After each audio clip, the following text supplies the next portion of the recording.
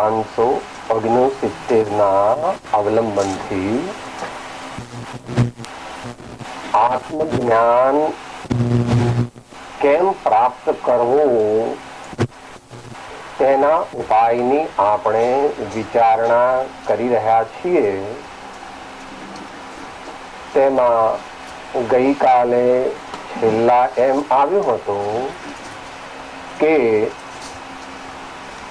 પ્રમાદીને સર્વથા ભય છે, અપ્રમાદીને ભય નથી.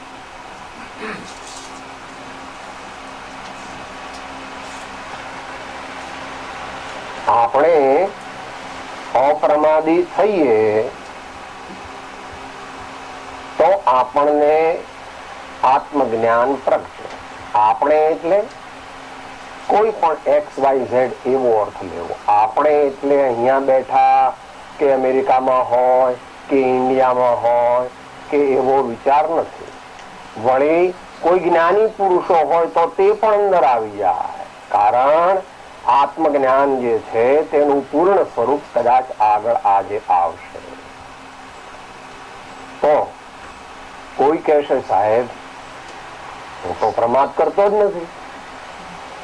આપને અભિનંદન અને અભિવંદન, પરંતુ તે માટેની શરતો પણ જાણી લો. નિશ્ચય શરત, વ્યવહાર શરત, અભેદરૂપ શરત, ભેદરૂપ શરત.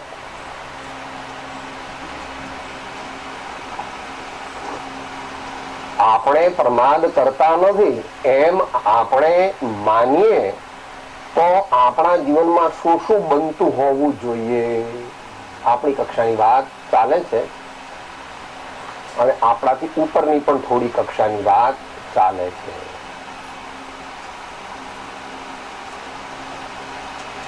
દિવસમાં 21, 31 કે 51 વાર પરમાત્મા સદગુરુનું સ્મરણ ભાવપૂર્વક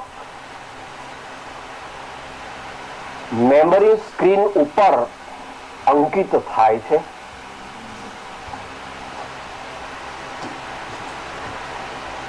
તારો વ્યવસાય ગમે તે હોય કે તારું જીવન ગમે તેવું હોય, ગમે તેવું એટલે આજીવિકા અર્થે જો તું ગૃહસ્થ હોય તો, અને આજીવિકા અર્થે ન પ્રયત્ન હોય તો જેવું તારું જીવન હોય તેવું. સામાન્ય ગૃહસ્થ હોય, વિશિષ્ટ ગૃહસ્થ હોય, અર્ધ ત્યાગી હોય, ત્યાગી હોય કે મુનિ હોય, તો આ અપ્રમાદ આપણા જીવનમાં હોવાની એક કસોટી છે કે સાહેબ થોડી વાર થાય ને એટલે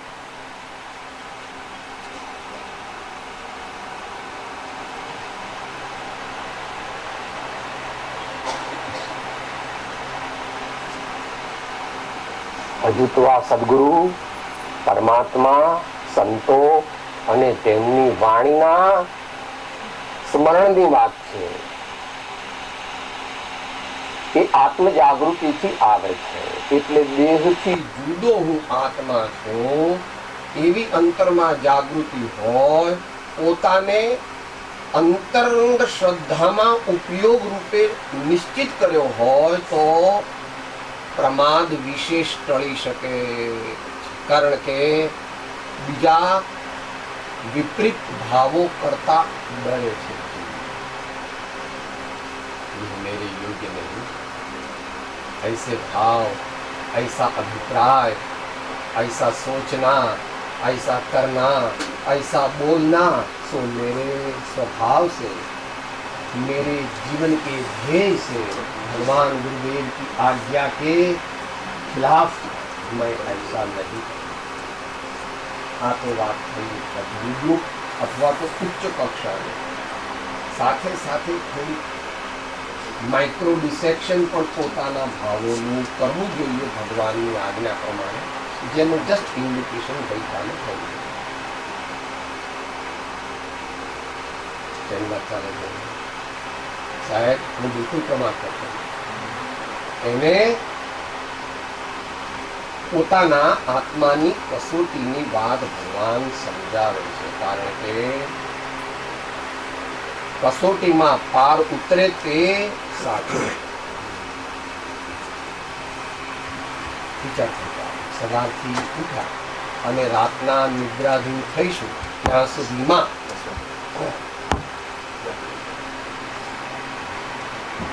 હું સ્પર્શેન્દ્રિયને કેટલી વાર આધીન થઈ ગયો. ઠંડી હવા આવે તો સાહેબ બહુ મજા આવે. હીટર મને બહુ સારું લાગે.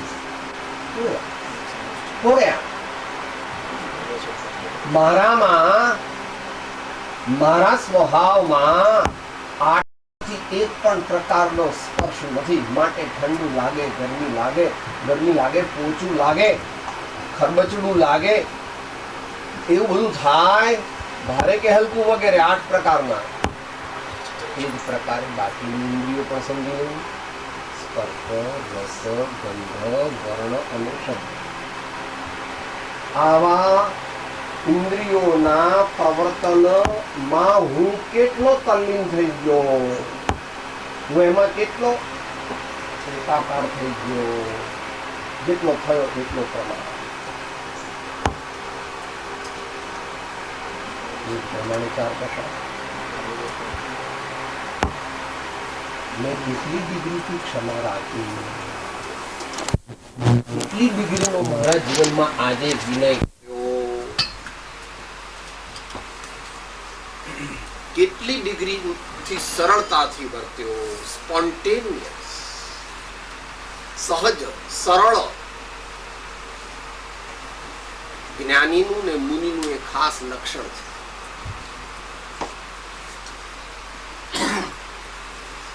લાંબુ વર્ણન છે, પણ છેલ્લી બેલિટી આ પ્રમાણે છે, ભલે ઉચ્ચ કક્ષાનું છે, આપણે કોક દિવસ પહોંચશું. निर्विकार बालकवत निर्भय तिनके पायन धोक हमारी, निर्विकार बालकवत निर्भय तिनके पायन धोक हमारी. ધોક એટલે પ્રણામ, વંદના. મુનિ એટલે 4 વર્ષનો બાબો.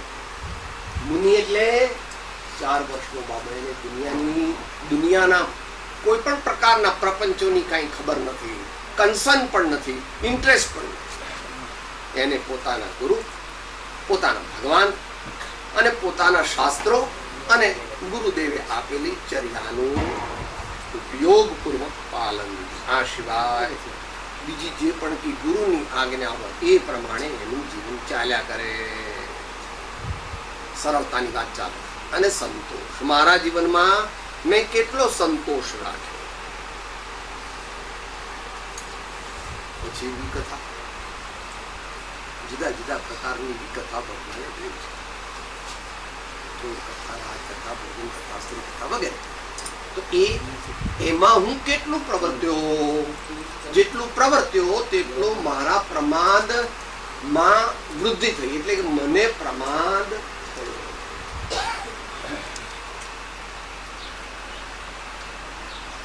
સ્નેહ અને નિદ્રા થોડું સટલ છે, એકદમ સમજાય એવું નથી.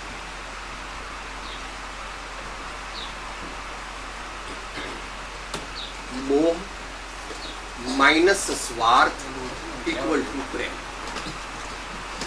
મોહ માઇનસ સ્વાર્થ ઇક્વલ ટુ પ્રેમ. એ પ્રેમ તો બુદ્ધિપૂર્વક 6ઠ્ઠા ગુણસ્થાન સુધી રહે છે, અને અબુદ્ધિપૂર્વક તો તમે વિદ્વાન લોકો જેને શુદ્ધોપયોગ કહો છો, તેને અમે લોકો પરમ પ્રેમ કહીએ છીએ, પરાભક્તિ કહીએ. દરેકની પોતપોતાની ટર્મિનોલોજી હોય, એનો કઈ વાંધો. વસ્તુ શું છે? અહીં સ્નેહ કીધો તે એ પ્રેમ રૂપ નથી, પણ દૂષણ.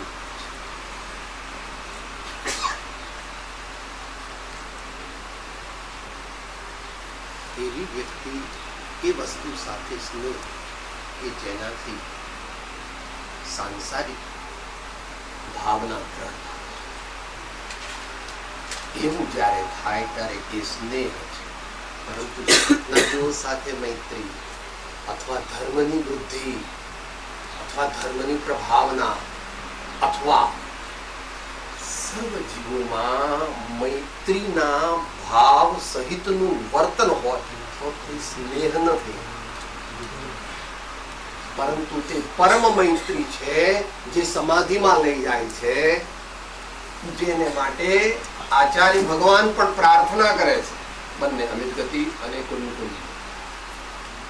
સૌ પ્રાણિયા સંસારના સન્મિત્ર વહાલા થજો, સદગુણમાં આનંદ માનો મિત્ર કે વૈરી હજો ઇત્યાદિ પ્રકારે પહેલા જ પ્રારંભમાં.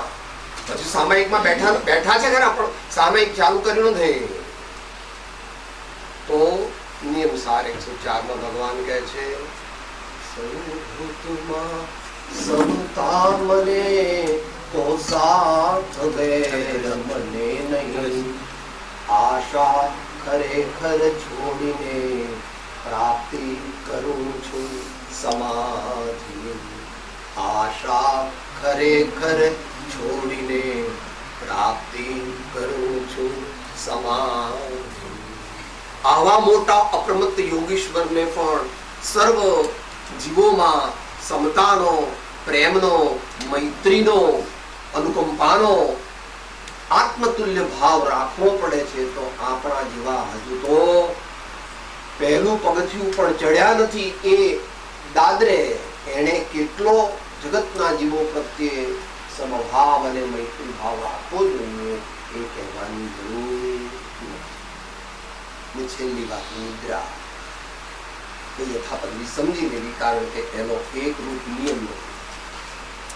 જેમ આહારનો એક રૂપ નિયમ નથી, સાહેબ કેટલું ખાવું જોઈએ એ ભાઈ મોટો વિષય છે, અત્યારે એ વિષય નથી.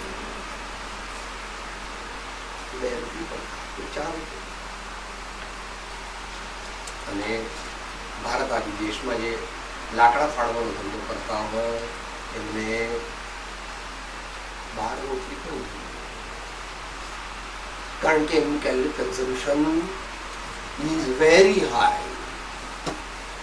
એવી રીતે નિદ્રાનું પણ પોતપોતાની વ્યવહાર દ્રષ્ટિથી, ઉંમર પ્રમાણે, વ્યવસાય પ્રમાણે અને પોતાની જે આધ્યાત્મિક ઉન્નતિની જે સીડી છે એના પર પોતે ક્યાં ઉભો છે એના ઉપર છે. પ્રભુ મહાવીર તો શ્રી ગણધર ગૌતમ સ્વામીને એમ કહેતા કે સમયમ ગોયમ મા પમાએ. કૃપાળુદેવે પ્રમાદના પાઠમાં વિસ્તારથી સમજાયો છે. એ ગઈકાલે વાંચવાની આપણે વાત થઈ ગઈ હતી. તે વાંચવું સમજવું નહીં, પણ લાલ સહીથી લખવો, લીલી સહીથી લખવો, ચાંદીના અક્ષરથી લખવો એટલે વરખ, પછી સોનાની સહીથી લખવો, પછી બની શકે તો તામ્રપત્ર પર લખવો, અને આ બધું કરવાનું પ્રયોજન પોતાના હૃદયની અંદર લખવું તે છે. જે આપણે કરીએ, જે કોઈ પણ કરે તો તેને અહીંયા કહે છે કે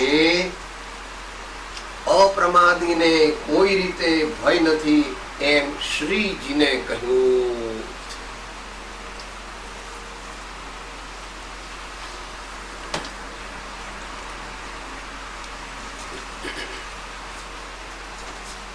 ભય નિશ્ચયથી તો આત્મજ્ઞાન પ્રગટ થતા જ ટળે છે, પણ મુમુક્ષુ દશામાં પણ નિર્ભયતા ઘણે અંશે કેળવી શકાય. એ માટે 254 શીર્ષક યાદ રાખવું. નિશંકતાથી નિર્ભયતા હોય છે અને તેથી નિસંગતા ઉત્પન્ન હોય.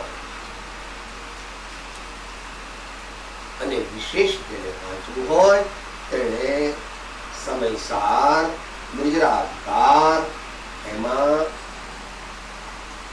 6 શાર્દુલ વિક્રીડિત છંદ દ્વારા ભગવાને જ્ઞાનીને 7 પ્રકારના ભયનો અભાવ હોય છે એમ આજ્ઞા કરેલી છે તે ગુરુગમ સહિત વાંચવું. એની છેલ્લી લીટી દરેકની એક જ છે. જાનંતમ સ્વમવધ્ય બોધ વપુષઃ બોધાચ્યવંતે નહીં. જાનંતમ સ્વમ અવધ્ય બોધ વપુષઃ. જ્ઞાન મરી જાય, જ્ઞાન સ્વરૂપ આત્મા મરે નો. જાનંતમ સ્વમ અવધ્ય નૈનમ છિન્નંતિ શસ્ત્રાણી નૈનમ દહતિ પાવકઃ. એવો આપણો સ્વભાવ છે. બુદ્ધ जानन्तम समोबध्य बोध वपुष बोधात च्यवन्ते नहीं. डट गए गुरु आज्ञा के पालन में और समता में बार बार डट जाते.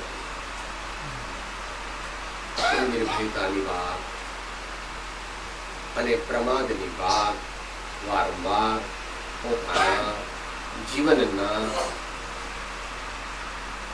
મન વચન કાયાના પરિણામ અને અભિપ્રાયને તપાસીને રોજ કરીએ તો ખબર પડે કે આપણે કેટલા અપ્રમાદી છીએ. આગળ સર્વ પદાર્થનું સ્વરૂપ જાણવાનો હેતુ માત્ર એક આત્મજ્ઞાન કરવું એ છે. જો આત્મજ્ઞાન ન થાય તો સર્વ પદાર્થના જ્ઞાનનું નિષ્ફળપણું છે. અધ્યાત્મ પદ્ધતિથી કથન ચાલે છે એટલે એ પ્રમાણે સમજી લે. જ્ઞાની અનેક રીતે કથન કરે છે. તેઓએ જે જગ્યાએ જે પદ્ધતિથી જે વિષય વિશે જે અનુયોગથી જે પૂર્વાપર સંબંધથી લખ્યું હોય તે જ પ્રમાણે જો અર્થ કરે તો બેસે, નહીં તો સમસ્ત જીન શાસન ખોટું થઈ જાય. દયા કરવી અને દયા ન કરવી. હાલ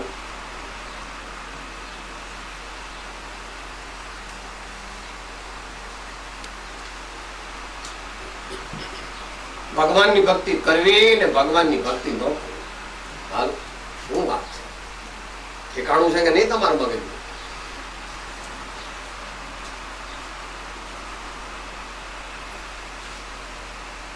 આધ્યાત્મિક પદ્ધતિથી કથન ચાલે છે. સર્વ પદાર્થનું સ્વરૂપ જાણવાનો હેતુ માત્ર એક આત્મજ્ઞાન કરવું એ છે. હવે પદાર્થનું સ્વરૂપ જાણવાનો હેતુ એને માટે શું કરવાનું? આપણે જ્ઞાનાર્જન. જ્ઞાનાર્જન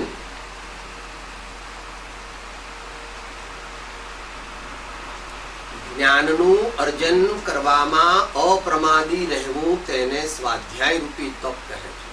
ever ready to learn whatever is good, whatever is noble, whatever is beneficial and whatever is divine. આવી જે જીવની અંતરની ભાવના હોય તે સ્વાધ્યાય માટે તત્પર રહીને જ્ઞાન પ્રાપ્તિનો ઉદ્યમ કરે. પણ કે છે કેવા આશયથી કરવું ભાઈ? સર્વ પદાર્થનું સ્વરૂપ જાણવાનો. જે પણ કંઈ આપણે સ્વાધ્યાય વગેરે કરીએ તો તેમાં આપણે કઈ રીતે વર્તવાનું છે એ કહે છે. પહેલા ફંડામેન્ટલ્સ જાણવા જોઈએ. બીજું જાણો વા ન જાણો, મૂળ પાયારૂપ જે વસ્તુ છે એ જાણવાની છે. કારણ કે આત્મા પ્રાપ્ત કરવો છે તો આત્મા કેમ પ્રાપ્ત થતો નથી? અત્યારે આત્મા એટલે આપણું મૂળ સ્વરૂપ.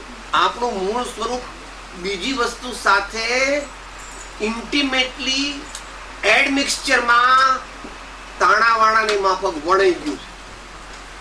એટલે અત્યારે સ્વનો અનુભવ અથવા સ્વની દ્રષ્ટિ અથવા સ્વનો લક્ષ્ય થતો તો એ જેની સાથે ભળી ગયું છે તો એ શું કચરો છે?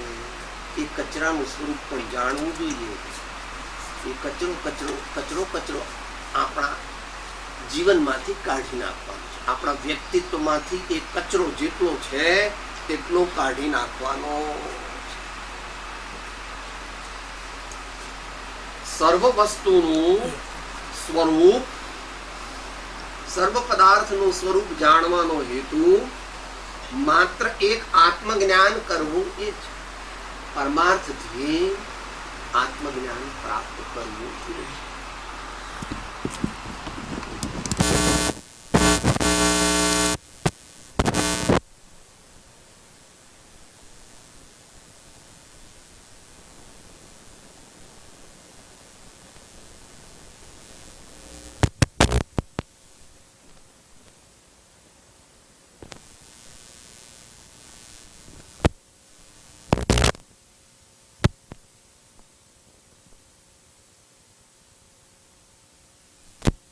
એને આગળ રાખીને દરેક વસ્તુ સમજવી. જો આત્મજ્ઞાન ન થાય તો સર્વ પદાર્થના જ્ઞાનનું નિષ્ફળપણું છે.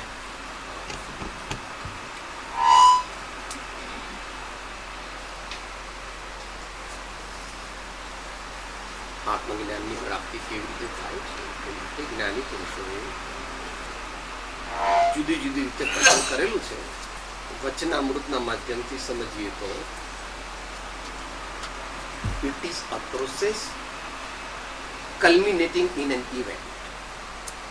It is a prolonged process culminating in an event. એનું દિગ્દર્શન કરાવનારા વચનામૃત આ પ્રમાણે પહેલા પ્રોસેસ બતાવે છે. દીર્ઘકાળ સુધી યથાર્થ બોધનો પરિચય થવાથી બોધ બીજની પ્રાપ્તિ હોય છે અને તે બોધ બીજ તે પ્રાય નિશ્ચય સમ્યક્ત્વ હોય છે.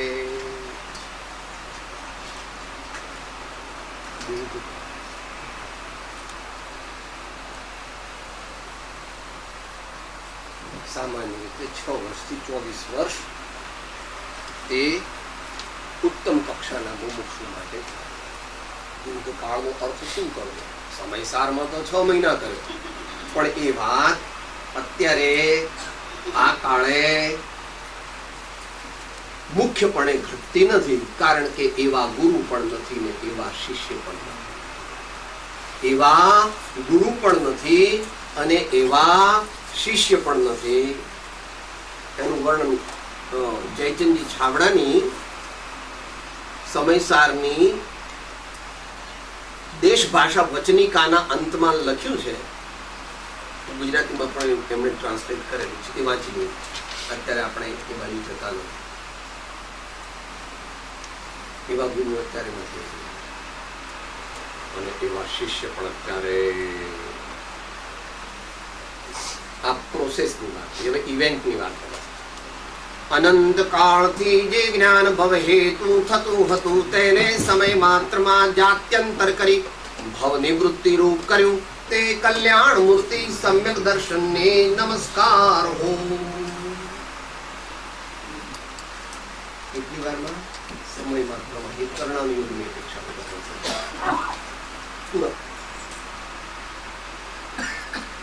તો પ્રોસેસમાં લાગે તો એક દિવસ ઇવેન્ટ થાય. તે પ્રોસેસ સાચો હોય, પ્રમાણિક હોય અને પરાક્રમ યુક્ત હોય તો એવું પાછું આગળ આપણે જોયું કે કોઈક જીવ કરડિયા કરીને પુરુષાર્થ કરે તો મોહ ગ્રંથિનો ભેદ કરી શકે, બાકી ત્યાંથી પાછો ફરી જાય. તો જો આત્મજ્ઞાન ન થાય તો સર્વ પદાર્થના જ્ઞાનનું નિષ્ફળપણું. એ નિષ્ફળપણું એટલે મોક્ષ પ્રાપ્તિની અપેક્ષા નિષ્ફળ. જે સારો ભાવ કર્યો એ કદાપી નિષ્ફળ જતો નથી. એનાથી સ્વર્ગાદિની પ્રાપ્તિ તો અવશ્ય થાય છે, અથવા તો ઉચ્ચ ગતિની પ્રાપ્તિ થાય છે. પણ અહીં ઉચ્ચ ગતિની પ્રાપ્તિનો વિષય ચાલતો નથી, આત્મજ્ઞાનની પ્રાપ્તિનો વિષય ચાલે.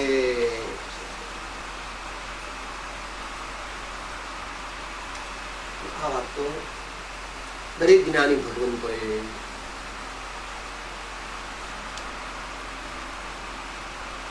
પ્રી હિસ્ટોરિકલ ટાઈમ્સ થી કરેલી. એકેન જ્ઞાતેન સર્વં વિજ્ઞાતં ભવતિ ઇતિ કિમ તદેવ બ્રહ્મ, એમ ઉપનિષદનો ઋષિ કહે છે. एकेन ज्ञातेन सर्वं विज्ञातं भवति इति किम्?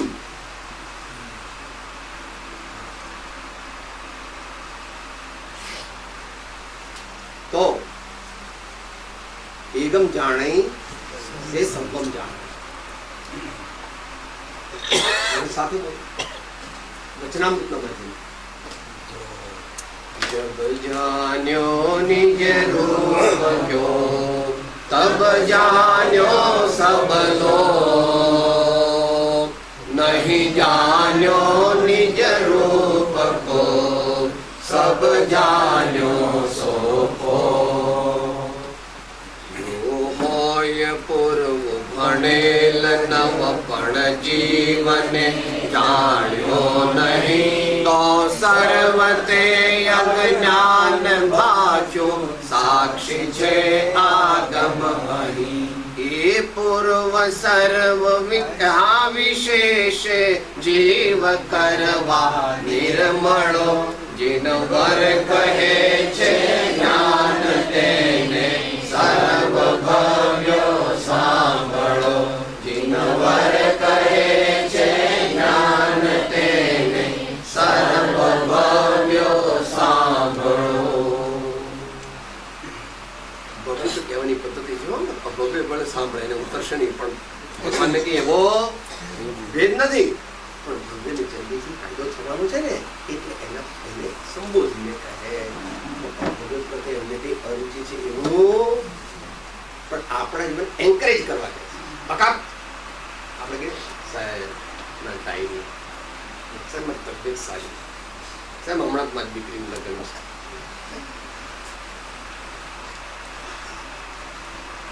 There is but to question why, there is but to do and ask. મોક્ષનો માર્ગ એવો જ છે. તો એટલું બધું તો મારાથી ન થાય, તો જેટલું થાય તેટલું ફળ મળશે. બાપા બહેનોને પૂછો, અહીં તો તમારા બધા ઓછી ખાંડવાળા હોય. ભારતમાં પણ હવે તો કોઈ શેઠને ઘેર જઈએ તો એમને ઘેર શીરો, એ ઘી, લોટ અને કે સાહેબ અમારે ઘરે આવે બધાને ડાયાબિટીસ હોય, બ્લડ પ્રેશર હોય, એકવાર બાયપાસનું ઓપરેશન થયેલું હોય અને એમને પેપ્ટિક અલ્સર હોય, એટલે અમારે એવું કંઈ ખવાય નહીં, એટલે અમારે મીઠું પણ નહીં ખાવાનું અને ગળ પણ નહીં ખાવાનું, એટલે પણ હવે શીરા વિના ચાલતું નથી, એટલે આ અમે પેલા ઇક્વલ નાખીએ. જેટલો ગોળ નાખીએ એટલું ગળેલું થાય, એમ જેટલો સત્પુરુષાર્થ કરે તેટલી આત્મોપલબ્ધિ થાય, એવું ભગવાને સિદ્ધાંતમાં ને અધ્યાત્મમાં બંનેમાં કહ્યું છે. સમયસારની 73મી ગાથાની ટીકા છે.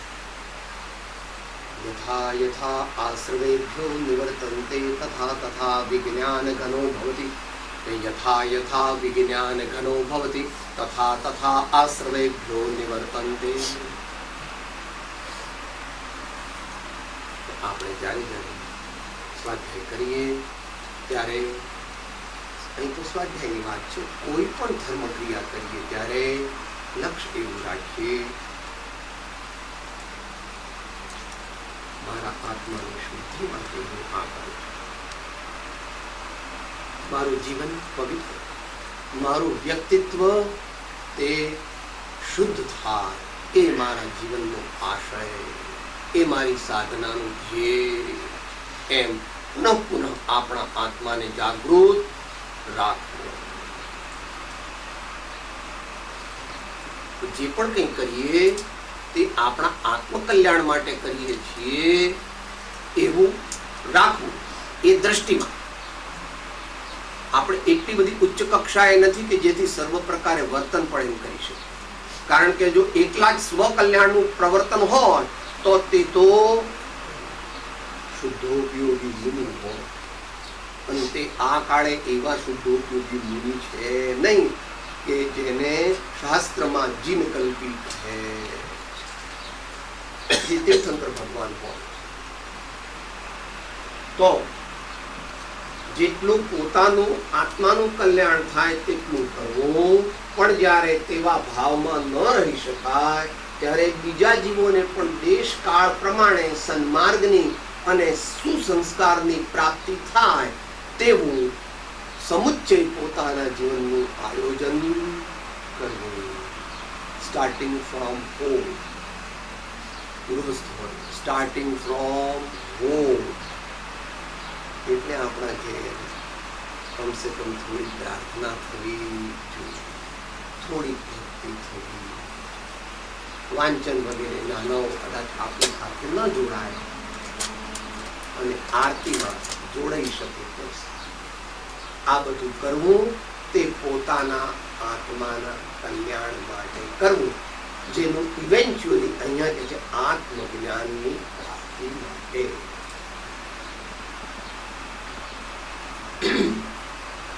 હવે કહે છે આગળ, જેટલું આત્મજ્ઞાન થાય તેટલી આત્મ સમાધિ પ્રગટે. જેટલું આત્મજ્ઞાન થાય તેટલી આત્મ સમાધિ પ્રગટે. એક વાક્ય જો કોઈ જીવને સમજાય તો સમસ્ત જીવ સિદ્ધાંત એને સમજી, કારણ કે એમાં આત્મદ્રવ્ય પણ આવ્યું, આત્માના ગુણો પણ આવ્યા અને આત્માની પર્યાય પણ આવી, એટલે દ્રવ્ય ગુણ અને પર્યાયની ત્રિપદી પણ એને જાણી લીધી અને સમસ્ત અનેકાંત પારમેશ્વરી વિદ્યા તેના પ્રતાપથી પ્રાપ્ત થવા યોગ્ય એવો શુદ્ધ ભાવ તેને પણ એને સમજી લીધો. પણ સમજવાથી કામ ન થાય, સમજીને પછી એને પ્રયોગ રૂપે જીવનમાં ઉતારે અને વેદન કરે ત્યારે પ્રાપ્તિ થાય. હવે આને જો આપણે ડિટેલમાં ન લઈ શકીએ, માત્ર 2-3 મુદ્દાથી એની વિચારણા કરીશું. આત્મજ્ઞાન અને આત્મસંત બંને ખરેખર તો એક છે, પરંતુ ડિગ્રી જુદી જુદી. અને આત્મજ્ઞાન જે છે એમ જ્યારે કહે ત્યારે જ્ઞાન ગુણની મુખ્યતાથી આત્માની શુદ્ધિનું કથન છે, અને આત્મ સમાધિ કહે ત્યારે ચારિત્ર ગુણની મુખ્યતાથી આત્માની શુદ્ધિનું કથન છે. પણ બંને જ્ઞાન અને ચારિત્ર તે એક જ આત્માના 2 ગુણો છે, અને તે ગુણ કઈ એક ગુણ આત્માના એક ખૂણામાં એવું છે નહીં, ગુણની વ્યાખ્યા જેવી છે. જે દ્રવ્યના સર્વ પ્રદેશમાં અને સર્વ અવસ્થામાં વ્યાપે તેનું નામ ગુણ. તો અહીંયા શું કીધું કે જેટલું આત્મજ્ઞાન થાય એટલે જેટલું આત્મજ્ઞાનની નિર્મળતા અથવા જેટલી આત્મજ્ઞાનની વૃદ્ધિ થાય. સાહેબ એવો અર્થ આપણે કેવી રીતે લઈ શકીએ? તો કે 111, 112 ને 113 એ 3 ગાથા આત્મસિદ્ધિની છે. એને તું ગુરુગમથી સમજે તો આ બેસી જા. સાથે બોલીએ. પહેલા આત્મજ્ઞાનની વાત કરે છે, અને પછી આત્મ સમાધિની વાત કરે છે, અને પછી આત્મ સમાધિ નહીં પણ સહજ સમાધિ પૂર્ણ એની વાત કરે. નિજ સ્વભાવનો અનુભવ લક્ષ્ય પ્રતિ વૃત્તિ વહે નિજ ભાવમાં પરમાર્થે સમકી વર્તમાન સમકીર્ત થઈ તાળે મિથ્યાભાસ ઉદય થાય ચારિત્રનો વિતરાગ પદવાસ કેવળ નિજ સ્વભાવનું અખંડ વર્તે જ્ઞાન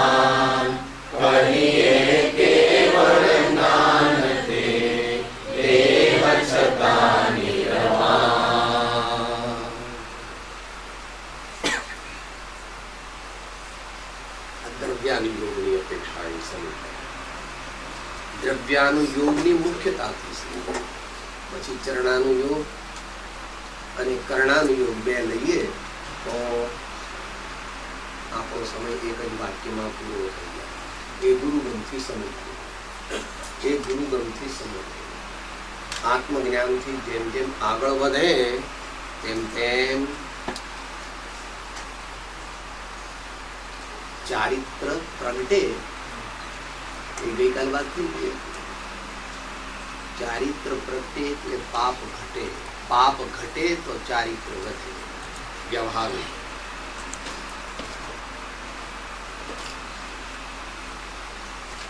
એ વ્યાખ્યા રત્નકરણ શાવકાચાર્ય. હિંસા, જૂઠ, ચોરી, અબ્રહ્મ અને પરિગ્રહથી જેટલા પ્રમાણમાં નિવર્તે તેટલા પ્રમાણમાં ચારિત્ર હોય છે. અહીં આચાર્ય કહે છે શ્રાવક ધર્મની મર્યાદાના ચારિત્રનું વર્ણન હવે પછી કરીશું. તે હે ભવ્યો સાંભળો. એમ કર્યું એનું વર્ણન કૃપાળુદેવની ભાવના મોક્ષમાં સાથે બધું. દ્વાદશ વ્રત અને દિનતા ધરી સાત્વિક થાઓ સ્વરૂપ વિચારી. એ મોજને સદા શુભ ક્ષેમક નિત્ય અખંડ રહો ભવહારી.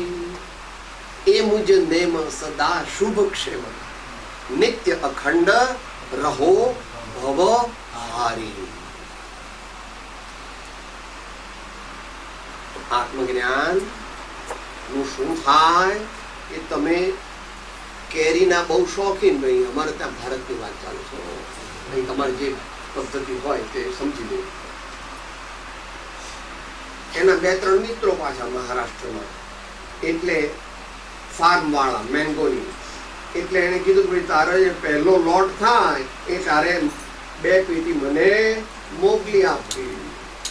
એ 2 પેટી આવે એટલે પછી એના ઘરવાળા લોકોને બધાને ખબર હોય કે આ પપ્પાને બહુ આ ભાવે. એટલે પછી શું કરે? કાપી નાખે. નાના સાહેબ તો પેટી તોડી અને બધા ફળ જોઈ લે કે કોઈ ચાંદા વાળું કે કોઈ પણ ખરાબ નથી. પછી સ્ટોર રૂમ ની અંદર જઈ નીચે કોથળો પાથરી ઘાસ બાસ ઉપર મૂકી અને વળી કેટલાક તો ડુંગળી વગેરે મૂકી ઉપર બીજી વાર કોથળો મૂકી અને જલ્દી જલ્દી પાકે એવો પ્રયોગ કરે. એમ આત્મજ્ઞાન પ્રગટ થાય ત્યારે આત્મજ્ઞાનને પકવવા માટે મહાપુરુષો પ્રયત્ન કરે છે અને તેને વિશેષ વિશેષ કક્ષાનું જ્ઞાન, ધ્યાન, વૈરાગ્યની બુદ્ધિ કહે છે. એને સામાયિક કહે છે. એને ધર્મ ધ્યાનની વધતી દશાઓ કહે છે. તેનું અતિશય સુંદર વર્ણન પત્રાંક 62 થી ગુરુગમ સહિત સમજવું. ધર્મ ધ્યાનનું જેમાં વર્ણન કરેલું છે તે પત્રાંક 62 ત્યાંથી સમજવું.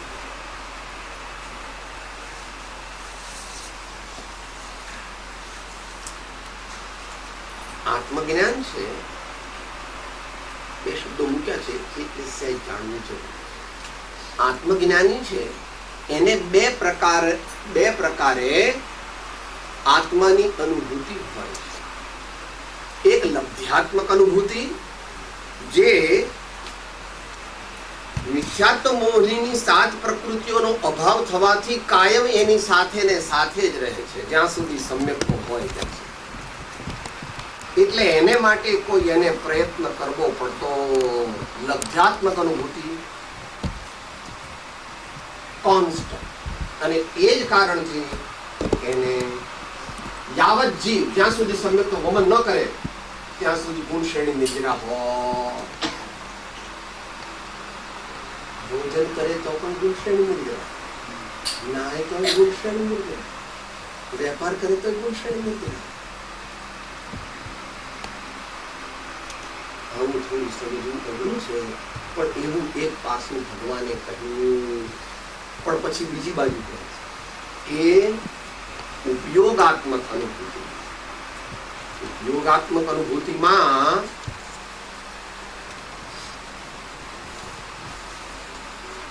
ધ્યાનની દશા હોવી જરૂરી છે.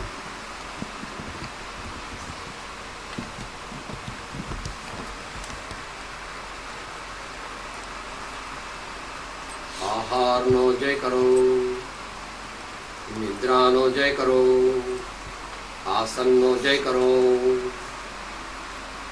આત્માનુમય ગુરુથી શુદ્ધાત્માનું સ્વરૂપ જાણો. પારમેશ્વરી અનેકાંત વિદ્યાનો આશ્રય કરો અને નિજ સ્વરૂપના, નિજ શુદ્ધ સ્વરૂપના ધ્યાન અર્થે મહાન પ્રયત્ન કરો. મોક્ષ પાહુલની 63. મોક્ષ પાહુલની 63. શેની વાત ચાલે છે? ઉપયોગાત્મક અનુભૂતિ. જેટલી ઉપયોગાત્મક અનુભૂતિ થાય એટલી આત્મ સમાધિ વધતી જાય. એ પ્રમાણે ગુણસ્થાનના આરોહણનો ક્રમ ક્લાસિકલી હોય. લબ્ધાત્મક અનુભૂતિ, ઉપયોગાત્મક અનુભૂતિ, ધ્યાનનો અભ્યાસ અને એ દ્વારા સમાધિની પ્રાપ્તિ.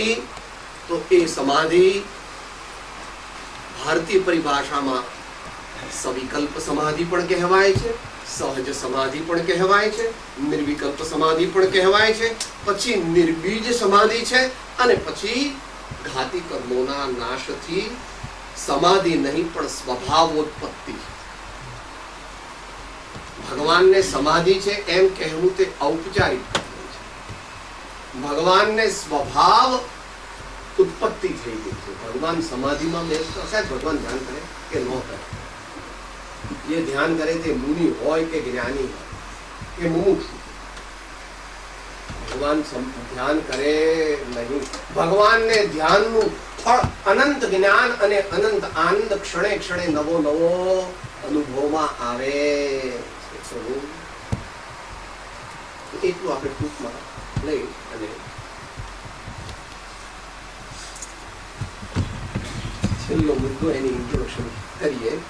કોઈ પણ તથારૂપ જોગને પામીને જીવને એક ક્ષણ પણ અંતર્ભેદ જાગૃતિ થાય તો તેને મોક્ષ વિશેષ દૂર નથી.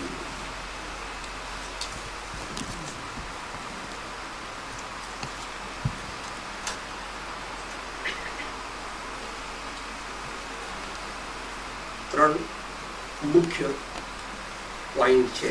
તથારૂપ જોગ, 1 અંતર્ભેદ જાગૃતિ, 2 અને મોક્ષ વિશેષ દૂર.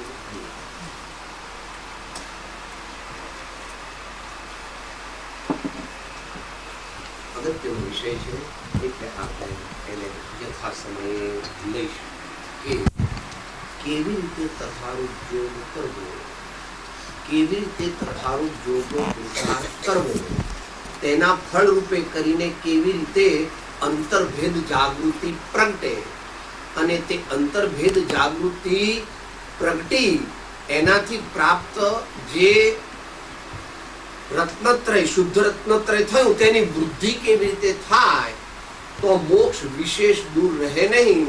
એટલે એક ભવાવતારીપણો કે 2 ભવાવતારીપણો એવું બાકી રહી જાય, જેને જેટલું રહે તેટલું, અને અંતકાળમાં જીવ શિવ થાય, નર નારાયણ થાય, સાધક સિદ્ધ થાય, પુરુષ પુરુષોત્તમ બને. એવી આત્માની રૂડી દશા ભવ્ય જીવોએ પ્રાપ્ત કરવાનું લક્ષ્ય.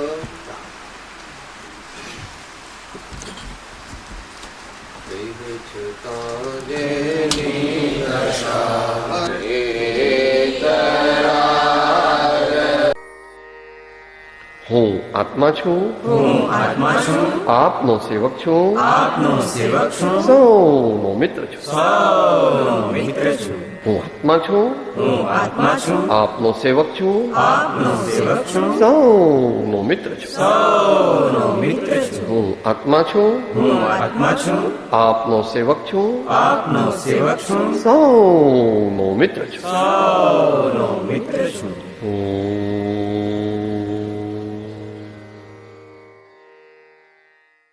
જય સદગુરુ વંદન. જય જય સદગુરુ વંદન. જય જય સદગુરુ.